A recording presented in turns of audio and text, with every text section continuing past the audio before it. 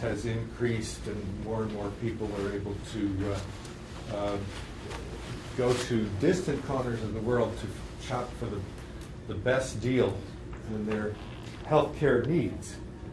So, we might, if we strictly define medical tourism, we might define it as the process of traveling outside your country of residence to obtain medical care. But that begs the question of what is if you're an exchange student, then shall we say that your country of residence is your home country, or shall we say that you are temporarily residing in Taiwan?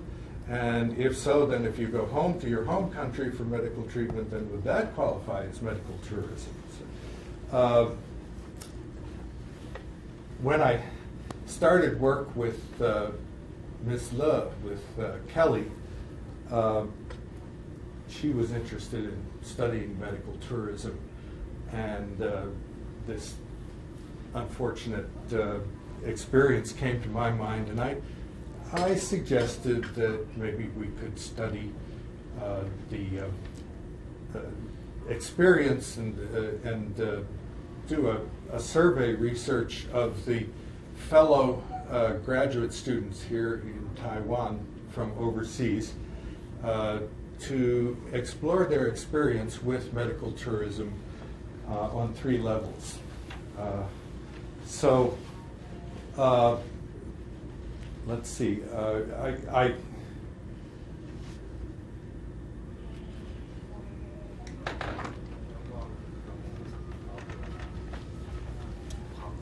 I thought, oh boy. I thought she might be able to tap that particular group, because it's common that graduate students help each other on their questionnaire surveys, and they're more cooperative than many other groups that you might try to survey.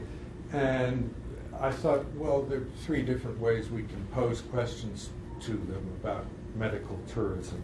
So they have their experience while they're in Taiwan, and it's questionable whether that's really, strictly speaking, really medical tourism, but they may make use of the local healthcare services. And of course, they have their whole life prior to coming to Taiwan, during which they may have some experience traveling, crossing borders to obtain medical services, and they may also know people from their home countries, who family members or close friends who have had similar experiences, and be able to relate those.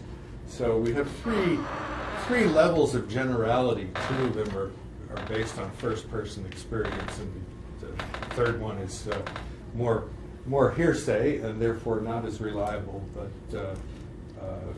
also, that's the purpose of regression analysis. That's what the statistical analysis is designed to do, is to separate the signal from the noise. So anyway, students in their own right are young and healthy. Usually they don't have very much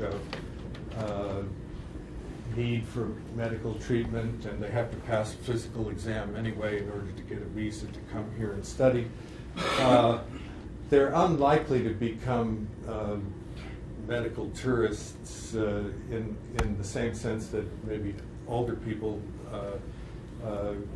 travel the world to find the best way of dealing with their more serious health problems. But Taiwan has a very well-regarded healthcare system, and we were curious what opportunities they might find to talk about opportunistic health medical tourism, what opportunities they could find to cash in and make use of the system during their stay. And so we prepared a questionnaire study to circulate among fellow graduate students at Chinese Culture University, where I teach, and other universities in the Taipei area in northern Taiwan. On the most general level, of course, a medical tourism decision involves a cost-benefit analysis. Should I seek care at home?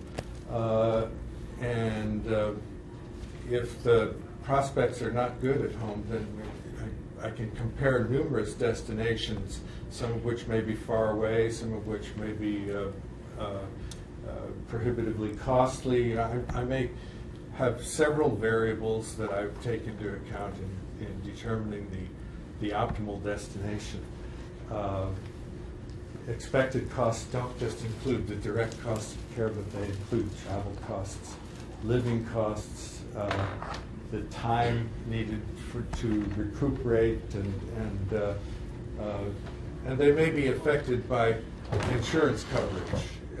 If the patient is eligible to apply their personal insurance coverage overseas, or in the case of the students, if they are required to buy national health insurance, buy into the Taiwan national health insurance after residing here for 6 months.